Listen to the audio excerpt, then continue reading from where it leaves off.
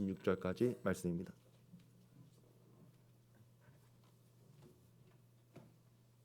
나은 사람이 베드로와 요한을 붙잡으니 모든 백성이 크게 놀라며 달려나아가 솔로몬의 행각이라 불리우는 행각에 모이거늘 베드로가 이것을 보고 백성에게 말하되 이스라엘 사람들아 이 일을 왜 놀랍게 여기느냐 우리 개인의 권능과 경건으로 이 사람을 걷게 한 것처럼 왜 우리를 주목하느냐 아브라함과 이삭과 야곱의 하나님 곧 우리 조상의 하나님이 그의 종 예수를 영화롭게 하셨느니라 너희가 그를 넘겨주고 빌라도가 놓아주기로 결의한 것을 너희가 그 앞에서 거부하였으니 너희가 거룩하고 의로운 일을 거부하고 도리어 살인한 사람을 놓아주기를 구하여 생명의 주를 죽였도다. 그러나 하나님이 죽은 자 가운데서 그를 살리셨으니 우리가 이 일의 증인이라. 그 이름을 믿음으로 그 이름이 너희가 보고 아는 이 사람을 성하게 하였나니 예수로 말미암아 난 믿음이 너희 모든 사람 앞에서 이같이 완전히 낫게 하였느니라. 형제들아 너희가 알지 못하여서 그리하였으며 너희 관리들도 그리한 줄 아노라.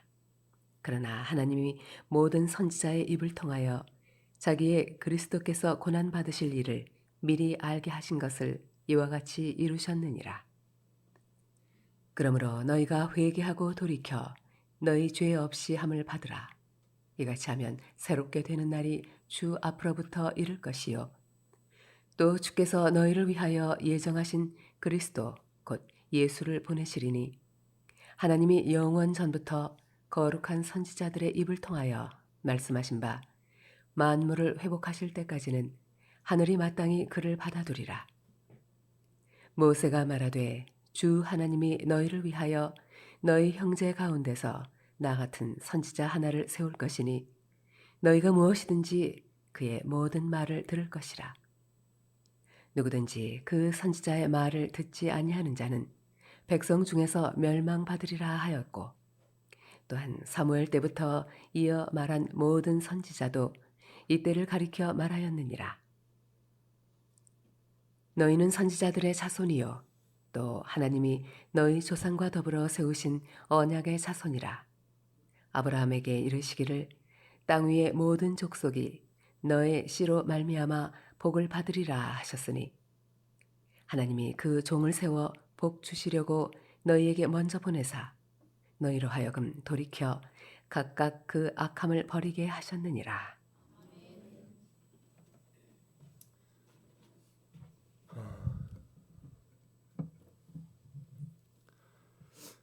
우리가 지난주에 말씀 본 것처럼 성전 미문 앞에서 매일 구걸하던 안진뱅이가 베드로의 말 한마디 나사렛 예수 그리스도의 이름으로 일어나 걸으라 선포할 때 그 사람이 즉시 발과 발목에 힘을 얻었고 일어나 걸었고 뛰었고 성전에 들어가 하나님을 찬송했습니다.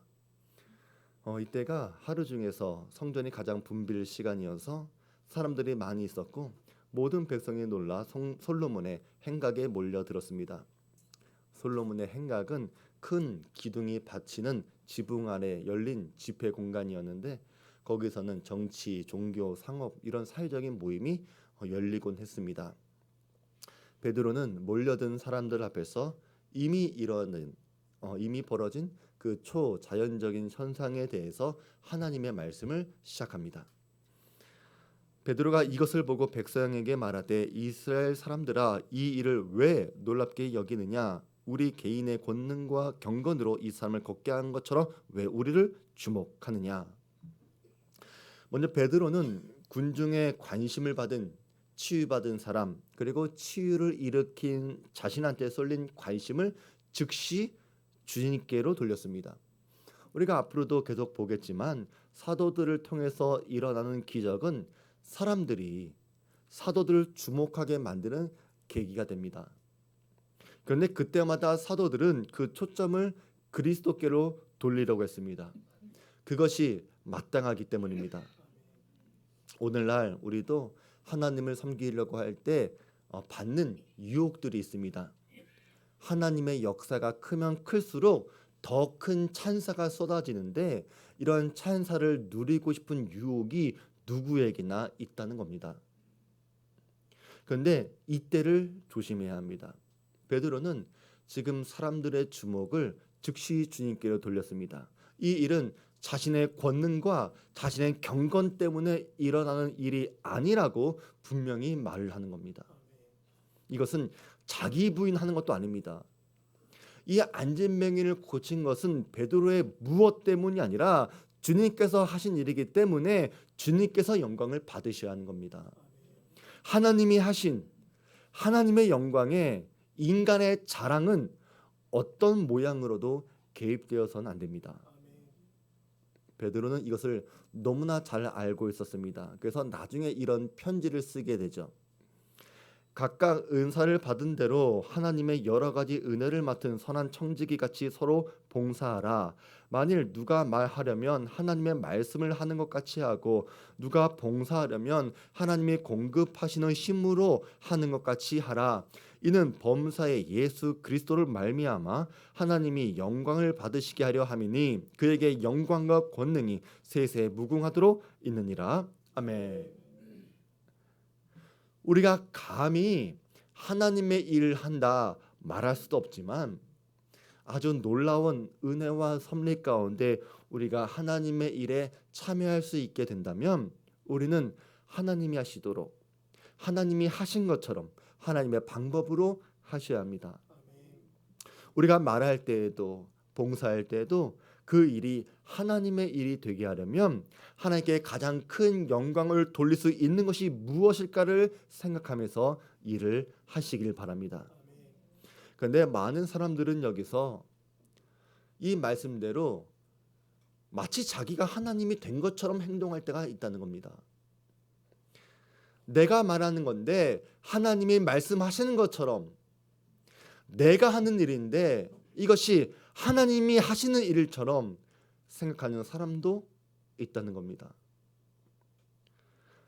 베드로가 말하는 것은 호가호위해라, 하나님을 등에 업고 사역해라 그런 말을 하는 것이 아닙니다.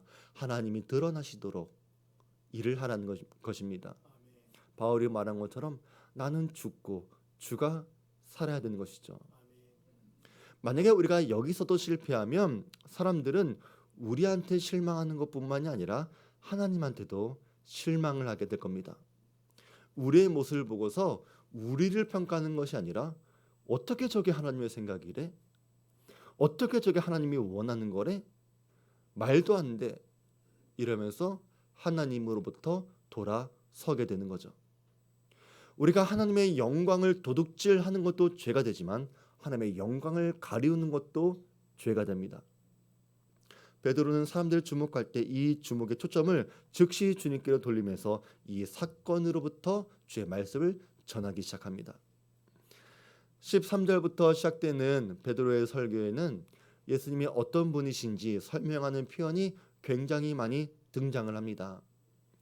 그의 종, 거룩하고 의로운 이, 생명의 주, 그리스도, 모세와 같은 선지자, 이런 표현을 사용하는 이유가 있습니다.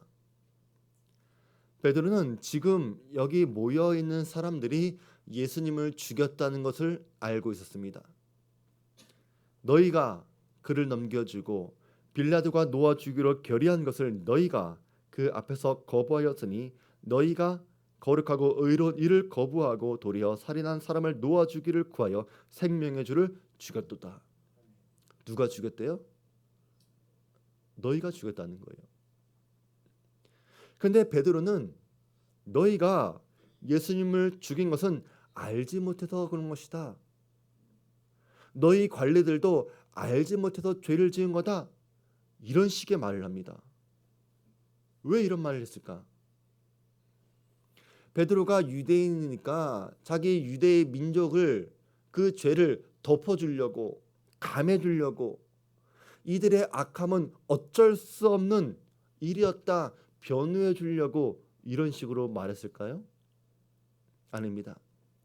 베드로는 유대인들이 예수님이 어떤 분이신지 몰랐기 때문에 죄를 지었으니 이 사건, 이 말씀을 통해서 예수님이 어떤 분이신지를 소개하려고 하는 것입니다. 그래서 구약의 호칭들을 사용해서 이분이, 이 예수가 바로 우리가 기다렸던 그 메시아다, 그리스도다, 예수가 하나님의 아들이시다 라고 설명을 해주는 겁니다.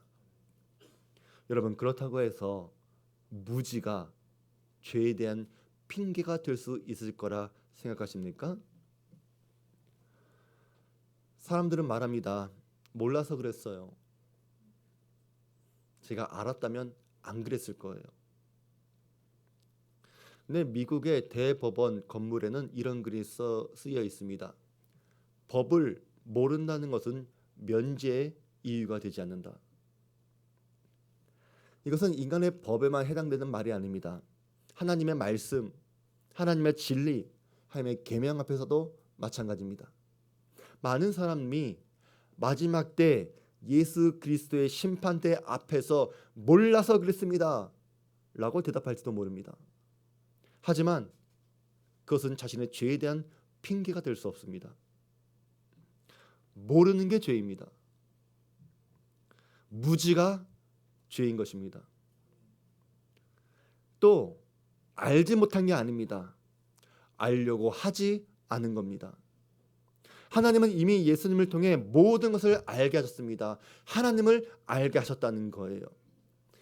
옛적의 선지자를 통하여 여러 부분과 여러 모양으로 우리 조상들에게 말씀하신 하나님이 이 모든 날 마지막에는 아들을 통하여 우리에게 말씀하셨으니, 하나님은 예수님을 통해서 말씀해 주셨고, 우리가 예수님을 알면 하나님도 알 수 있다는 거예요. 예수님을 본다는 것은 하나님을 본다는 거예요. 예수님의 십자가에는 우리의 죄와 구원의 메시지가 있습니다. 예수님의 부활에는 우리의 부활이 있다고 말하고 있는 거예요. 그런데 사람들이 모른다라고 하는 것은 하나님을 알려고 하는 마음이 없어서, 하나님을 알려고 하지 않았기 때문에 모르는 겁니다. 그것이 우리의 완악함인 거고, 우리의 고집인 거고, 우리의 죄입니다. 호세아서에서 내 백성이 지식이 없음으로 망하는도다 라고 말하는 것은 지식이 없었다는 게 아닙니다. 지식을 거부했기 때문에 망했다는 겁니다. 그래서 무지는 내가 선택한 겁니다. 내가 알지 않겠다고 선택한 결과가 몰랐다 이겁니다. 무지는요, 중립이 아닙니다. 무지는 예수님을 십자가에 못 박게 한 죄입니다. 그래서 무지가 악한 겁니다.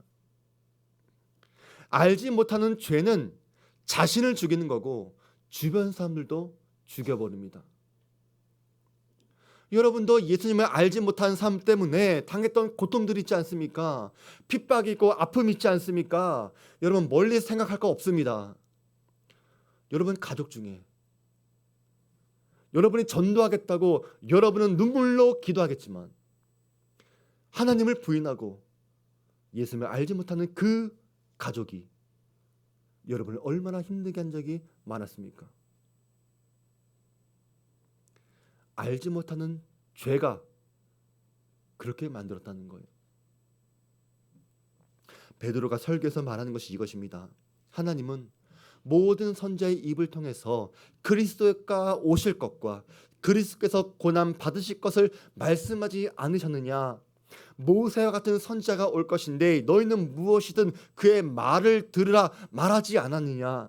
누구든지 그 선지자의 말을 듣지 아니하는 자는 백성 중에서 멸망할 것이고, 사무엘 때부터 말했던 것처럼 모든 선지자가 말한 그때가 바로 이때를 말하는 것이다. 그런데 너희가 예수가 그분인지 알려고 하지 않았고, 그 예수를 거부했던 너희들의 그 고집, 그 무지함이 결국 그리스도 예수를 십자가에 못 박아 죽게 하였으니 그 죄가 얼마나 큰지 알겠느냐? 이제 너희는 어떻게 할 것이냐? 베드로가 말하는 것입니다. 그런데 예수님을 죽였던 그 무지함, 알려고도 하지 않았던 그 미련함은 어떻게 해도 고쳐지지가 않더라는 것입니다. 잠언에서 말합니다. 미련한 자를 곡물과 함께 절구에 넣고 공이로 찍을지라도 그의 미련함은 벗겨지지 아니하느니라. 이게 비극이죠. 이게 안타까운 거예요. 이게 답답한 거예요. 머리를 절구에 넣고 공이를 찧어도 그 미련함이 벗겨지지 않더라는 것입니다. 아무리 가르치고 아무리 잔소리하고 눈물로 호소하고 화도 내봐도 뭘 어떻게 해도 그 미련함, 그 알지 않으려고 하는 그 고집, 그 무지, 그게 벗겨지지 않더라는 거예요. 예수님을 알지 못하는 사람들이 예수님을 죽였고 이 사실을 알고 있는 우리는 이것이 얼마나 큰 죄인지 알고 있기 때문에 돌이켜야 한다. 회개해야 한다. 말을 하더라도 그 마음과 생각이 바뀌지 않더라는 것입니다. 여전히 예수님을 모른 채, 예수님을 부인한 채, 예수님을 거부하는 채 살아가고 있습니다. 그것이 자연의 인간입니다. 그러면 우리한테는 어떻게 해야 되겠습니까? 여러분한테 방법이 있습니까? 근데 다행인 것은 길이 있다는 겁니다. 그 길도 예수님한테 찾는 거예요. 예수님께서 저 무지한 자들을 위해 기도해 주셨기 때문에 길이 있는 겁니다. 아버지여 저들을 사하여 주옵소서. 자기들이 하는 것을 알지 못함이니이다. 예수님께서 저 무지한 자들을 위해 기도해 주셨기 때문에 저 무지한 자들도 용서받을 기회가 있습니다. 회개의 기회가 있는 거예요. 베드로는 이 자리에 모인 사람들에게 회개하고 돌이켜야 된다고 말합니다.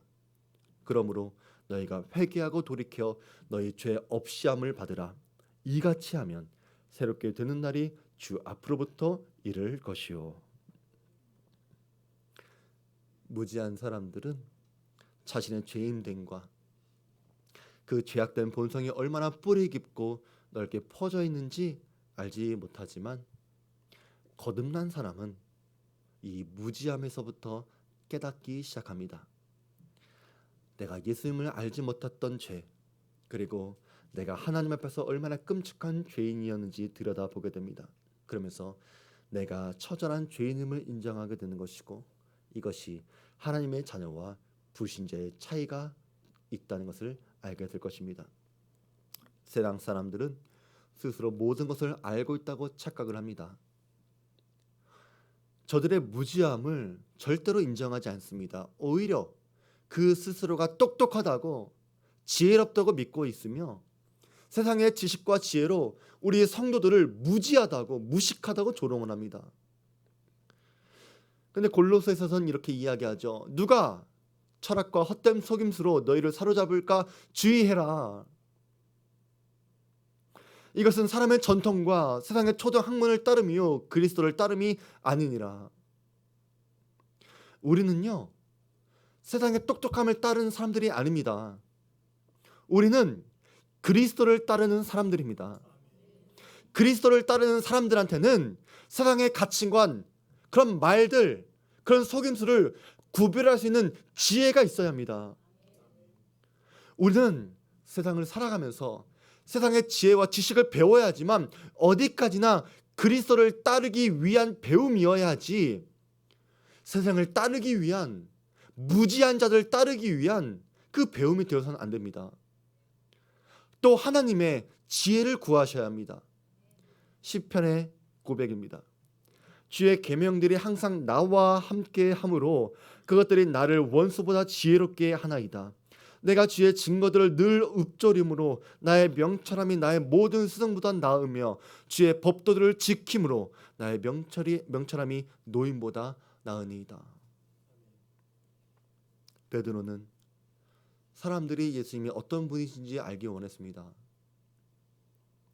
예수님을 알지 못하는 것이 얼마나 큰 죄인지 알고 있기 때문에 어떤 일을 만나도 그 일로부터 예수님을 전하려고 했습니다. 우리한테도 이런 지혜와 이런 마음이 필요한 줄 믿습니다. 그리고 베드로는 예수님만 전하는 것이 끝이 아니라 다시 오실 예수님에 대해서도 전해 주었어요. 또 주께서 너희를 위하여 예정하신 그리스도 곧 예수를 보내시리니 하나님이 영원 전부터 거룩한 선지자들의 입을 통하여 말씀하신 바 만물을 회복하실 때까지는 하늘이 마땅히 그를 받아두리라. 베드로는 예수님이 다시 오실 것이라고 말합니다. 이것은 영원 전부터 선지자들을 통해 하신 약속이고 그때까지 예수님이 하늘에 계시는 겁니다. 그래서 성도들은 예수님께서 왜 하늘 보좌에 앉아 계실까? 그 이유를 여러분이 알고 있어야 돼요. 왜 앉아 계실까요? 대기하시는 거예요. 다시 오시려고. 그리고 우리 성도들은 예수님이 다시 오실 것을 아는 그 알기에 마땅한 합당한 삶을 살아가셔야 하는 겁니다. 예수님이 다시 오실 것을 모르는 사람처럼 살아가시면 안 됩니다. 비록 지금 이 세상이 망가져 보이는 세상처럼 보여진다고 하더라도 우주 만물이 회복되는 날이 찾아올 거고 주님께서 다시 오시는 날은 반드시 있을 겁니다. 그날 하나님의 자녀들이 이 안진뱅이처럼 일어나 걷고 뛰고 성전에 올라가 하나님을 찬송했던 것처럼 우리도 하나님을 찬양하게 될 겁니다. 결국 베드로는 잠깐의 기적에 관심을 두지 마십시오. 우리한테도 관심 가질 필요 없습니다. 여러분이 주목해야 할 분은 예수님이십니다. 여러분이 생명의 주, 하나님의 아들, 세상의 구주, 모세와 같은 선자를 죽인 것을 알고 있습니까? 여러분을 구원할 수 있는 유일한 구세주, 그분을 여러분이 배척하고 부인했던 것을 알고 있습니까? 여러분이 알았더라면 그 죄를 저지르지 않았을 겁니다. 하지만 여러분이 몰라서 죽였다고 하더라도 그것은 죄입니다. 여러분이 알려고 하지 않았고 알려고 하지 않았던 그 고집, 그것 또한 하나님 앞에서 죄입니다. 여러분은 회개하셔야 합니다. 여러분은 그분을 믿으셔야 합니다. 예수님을 믿는 그 믿음이 이 안진뱅이를 낫게 한 것처럼 여러분도 예수 그리스도의 이름을 믿는 그 믿음으로 여러분이 구원을 받으셔야 합니다. 그래서 교회의 정체성, 교회 사역도 마찬가지입니다. 베드로의 설교에서 보는 것처럼 교회의 정체성과 교회 사역도 예수님을 알게 하는 겁니다. 예수님을 전하고 세상의 무지에서 벗어나 회개하고 돌이켜 죄사함을 받게 하고 새롭게 살게 만들어 주어야 합니다. 예수의 이름 말고는 다른 소망이 없기 때문입니다. 세상은 지금도 그리고 언제나 악한 무지 속에서 주님을 죽이고 있습니다. 세상은 예수님을 십자가에 못 박으라고 외칩니다. 그리고 예수님의 부활이 아니라 계속해서 예수님을 무덤 속에 죽은 상태로 내버려 두게 만듭니다. 그분이 어떤 분인지 알지 못한 채 그렇게 해야 된다고 외칩니다. 그러나 우리는 베드로의 설교를 통해 역사의 주님이신 하나님을 바라봐야 합니다. 그러나 하나님이 모든 선자의 입을 통하여 자기의 그리스도께서 고난 받으실 일을 미리 알게 하신 것을 이와 같이 이루셨느니라. 예루살렘의 백성들, 유대의 관원들, 빌라도와 로마의 군인들은 예수님을 죽였지만 하나님은 하나님의 뜻대로 예수님의 고난과 죽으심으로 구원을 이루셨고 부활하심으로 그리스도라고 선포하게 하셨습니다. 하나님은 반드시 하나님의 일을 섭리 속에서 이루어 가시는 분이십니다. 남에서 걷지 못한 사람을 걷게 한 것은 하나님의 역사가 우리의 삶 속에 개입되어졌다라고 말하는 겁니다. 바벨론의 왕들도 로마의 황제들도 하나님의 뜻을 막을 수 없습니다. 지금도 그렇습니다. 그래서 믿는 우리가 역사의 현실의 상황 때문에 또 믿지 않는 주변의 사람들 혹은 가족들 때문에 여러분이 좌절하거나 절망할 이유도 없습니다. 왜냐하면 그것을 통해서라도 하나님은 하나님의 뜻을 이루어 가실 것이기 때문입니다. 여러분의 작은 인생에서도 적용해 보시기 바랍니다. 하나님은 우리의 악함과 악행을 통해서라도 우리 인생을 향한 하나님의 계획을 성취해 주실 것입니다. 그래서 우리는 조급해하지 않아도 됩니다. 대신 우리가 물어야 할 질문은 우리가 하나님을 신뢰하고 있는가? 우리 안에 예수의 이름으로 인한 믿음이 있는가? 우리가 끝까지 주님을 따라가고 있는가? 이것을 물어보셔야 합니다. 하나님은 택하신 자들의 구원을 이루어 주실 것이고 만물이 회복되게 하실 것이고 우리를 모든 죄에서 벗어버리게 하실 것이고 모든 죄의 장애로부터 자유한 가운데 치유받는 그 사람처럼 기뻐 뛰며 하나님을 찬송하는 그 날을 우리에게 선물로 주실 것입니다. 예수님이 역사의 열쇠를 주고 계시는 분이십니다. 주님이 오시면 이 모든 일들이 이루어질 겁니다. 그 날은 반드시 올 겁니다. 오직 주의 이름만이 영광 받으시기를 원합니다. 우리 말씀 기억하면서 우리 다 같이 찬양합니다.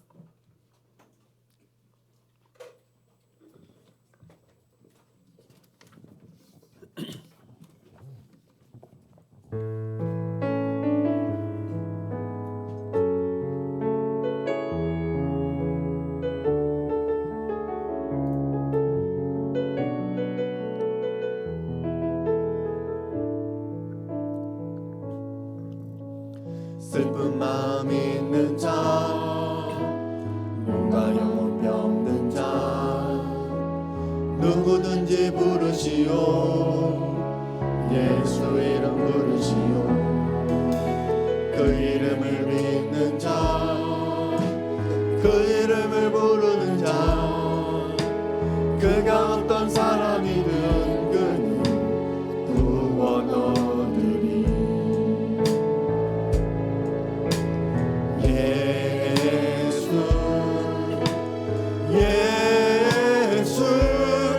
오 능력의 그 이름 예수 나 외쳐 부르네.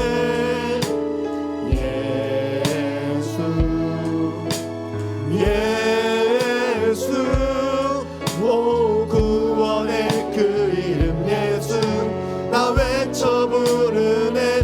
예수 그리스도 은과 금 내게 없으나 나 가진 것 너에게 주니. 능력의 이름 예수라 그 이름을 붙드시오. 그 이름을 믿는 자, 그 이름을 외치는 자, 그가 어떤 사람이든 그는 주의 영광 보리라. 예수 오 능력의 그 이름 예수 나 외쳐 부르네.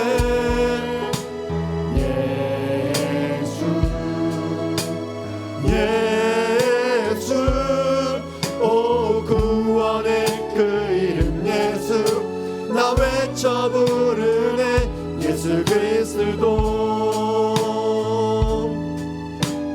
우리에게 주신 영광의 이름 나 어찌 잠잠하리. 세상에 크게 외쳐 부르리. 나의 주 예수 그리스도.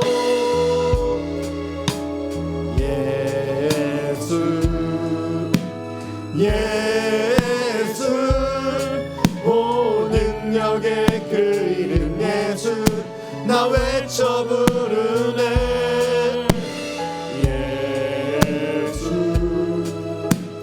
예수 오 구원의 그 이름 예수 예수 그리스도. 하나님 아버지, 우리에게 주신 영광의 이름이 있으니 우리가 어떻게 잠잠할 수 있겠습니까? 세상에 더욱 크게 주의 이름 예수 그리스도의 이름을 외쳐 부릅니다. 그 이름을 믿는 자, 그 이름을 부르는 자, 그 이름을 외치는 모든 자들에게 구원을 주시는 하나님의 능력을 우리가 믿사오니 예수의 이름으로 살며 예수의 이름으로 영광 돌리는 모든 성도들 되게 하여 주시옵소서. 이제는 우리 구주 예수 그리스도의 이름의 은혜와 지극히 크신 하나님의 사랑하심과 성령 하나님의 감동함과 내주 위로 교통하심의 은혜가 나사렛 예수의 이름을 믿는 그 믿음으로 살아가기로 결단한 우리 사는 모든 주한교회 성도를 위해와 저들의 가정과 직장과 사업 위에 지금의 영원 함께 있을지어다. 아멘.